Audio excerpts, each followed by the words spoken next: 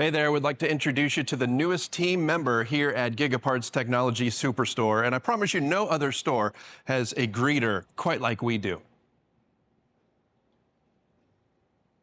Meet Carter from Halo Reach, the Halo video game series. And Carter here was created from material bought right here at GigaParts. So James Farr of Athens, Alabama took this project on. He used 33 spools of filament, and he used a Bambu Lab A1 printer and a Bambu Lab A1 mini printer to create this. About what, 6'2", 6'3" tall. And a lot of people, if you're getting into 3D printing, if you think you need the biggest, most expensive 3D printer to create something like this, you don't. Again, he used the A1 and the A1 mini running simultaneously. To make it, it took about 409.5 hours in real time, which is about 17 days.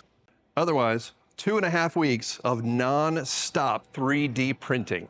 It just goes to show that no 3D printing job is too big or too small for a Bambu Lab 3D printer. So come see Carter on display here at GigaParts Technology Superstore in Huntsville through the end of the month.